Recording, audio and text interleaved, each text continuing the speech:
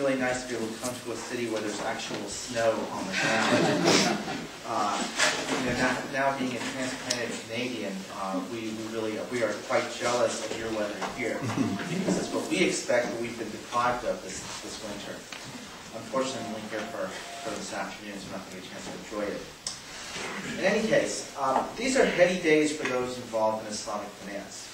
With the world trapped in a financial crisis, the likes of which has not been seen since the Great Depression, Islamic finance has even grabbed the attention of financial commentators as potentially a source of solutions for limiting the instability of the global financial system.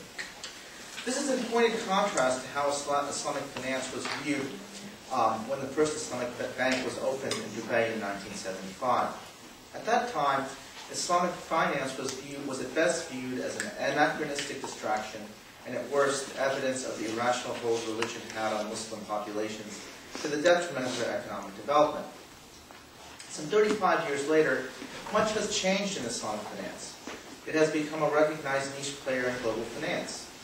Notwithstanding hysterical associations of Islamic finance with terrorist financing in the wake of 9/11, Islamic finance has continued to grow, attracting the attention of major international banks and financial firms. International banks such as the United Bank of Switzerland, Barclays, HSBC, Citigroup, only to name a few, have established Islamic windows or dedicated Islamic subsidiaries. An Islamic bank is opened in the United Kingdom designed to serve retail customers mainly, and although intended to cater to Muslim clients, has been well received by non-Muslims as well. Global insurance giants such as the American International Group, that are known as AIG, have set up divisions to conduct takaful, a kind of Islamic cooperative insurance. Global asset managers have set up Islamic investment funds designed to attract the capital of Islamic higher net worth investors. This is not to mention the activity of the indigenous Islamic financial sector in the Islamic world, which to date remains concentrated primarily in the Persian Gulf and Malaysia. In addition, sovereigns, both of Muslim states and non-Muslim states, have issued sovereign debt in compliance with the rules of Islamic law. Prior to the onset of the global financial crisis, the United Kingdom had planned to issue a sovereign Sharia-compliant bond in the hope of cementing London's status as a, if not the, center of global Islamic finance.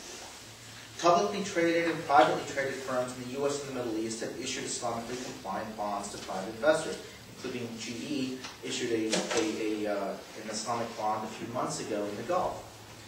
Ratings agencies such as Moody's and Standard & Poor's have issued ratings for these Islamic bonds and have written extensive reviews of their structures. Not one, but two self-regulatory organizations, the Accounting and Auditing Organizations for Islamic Financial Institutions, otherwise known as IOFI by those in the field, and the Islamic Financial Services Board, IFSB, have been established to promulgate accounting, governance, and legal standards for Islamic financial intermediaries. It must be emphasized, however, that quote-unquote Islamic finance is purely an example of private ordering, and that's one of the interesting features of it. No jurisdictions, as a matter of public law, require the financial sector to operate along Islamic principles. Aside from certain governments promulgating authorizing regulations and the occasional governmental support in the form of capital contributions, Islamic finance, therefore, is a product of the private market. While the size of the so-called Islamic financial sector remains subject to considerable indeterminacy, estimates ranging from between 500 billion to an excess of 1 trillion, there is little doubt that established financial firms see potential for profit in that sector. We Americans, of course, are predisposed to conclude that if the sector is profitable, then by God it must be positive for society. Now, while I believe that proposition is eminently questionable, the fact that the Islamic financial sector has become a profitable commercial niche, attracting both Muslim and non-Muslim investors, suggests that the worst-case claims about Islamic finance, i.e. that it represents an archaic and irrational trace of religious sentiment in an area of secular life, these are simply not true. However, the commercial viability of the sector ought not resolve the larger question of whether the rise of the Islamic financial sector has furthered or frustrated economic development in the Middle East and the Islamic world generally. But before one can meaningfully evaluate the role of Islamic financial institutions and what role they've had in the economic development of the Middle East, one has to answer some fundamental questions related to economic development. The most basic question we need to ask is, how do we measure economic development? Is it based solely on macroeconomic statistics, such as gross domestic product and national income? Are aggregate growth rates the most accurate measure for economic progress, or do other measures, such as overall human development, offer a more realistic metric for judging economic progress? I'm sure many of you here are aware of the United Nations Human Development Reports on the Arab world. And one of the controversies of those reports was that they didn't simply use a set of macroeconomic statistics on which, if you had used those, the Arab world would have looked a lot better than it did on the actual human development indexes that they use, which measures a much broader set of factors that they define as sort of human well-being or human flourishing. So there's always a question of what we mean by economic development. These are fundamentally political and moral questions. Another such basic question is, to what extent are questions of distributive justice relevant to measuring economic development? Is it a sign of progress where you have 8 or 9% annual growth in a country, but most of that gain is captured by the top 1%? Even if we could agree on answers to these fundamental questions of political economy, then we have the empirical problem of how do we measure. The reality is that we don't have the kind of robust empirical data for developing countries in the Middle East or the organization of the Islamic Conference that will allow us to provide a conclusive answer to the question that this talk is supposed to address. Given both the theoretical difficulty in a concept such as economic progress, as well as the empirical problems in both measuring progress and determining the direction of causal relationships, for example, is the proportion of female participation in the workforce in the Arab world relatively small because of Islam?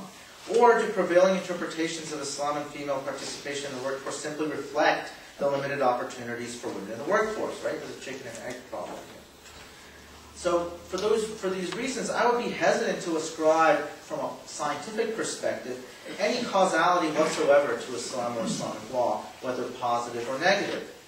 Such judgments simply carry too large of a risk of exposing the author's own subjective bias, either in favor or against religion in general, or Islam in particular, to be of much objective utility, especially in the course of policy design.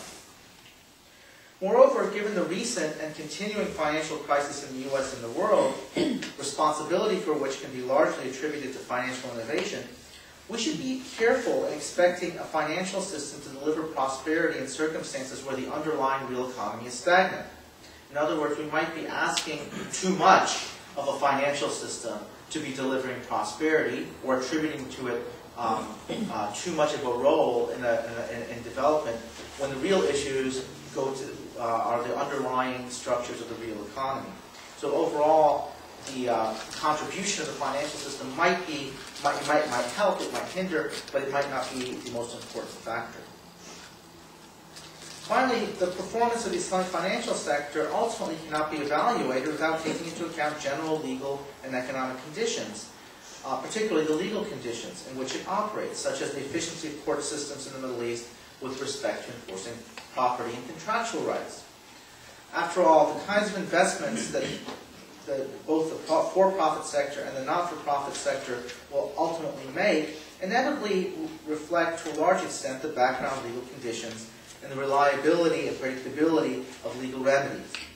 Where there is little trust in effective legal recourse, investments predictably will take on a short-term character, or investors will prefer other kinds of investments that allow for relatively easy monitoring, for example, real estate investment, as opposed to other kinds of productive activities that require a certain element of trust.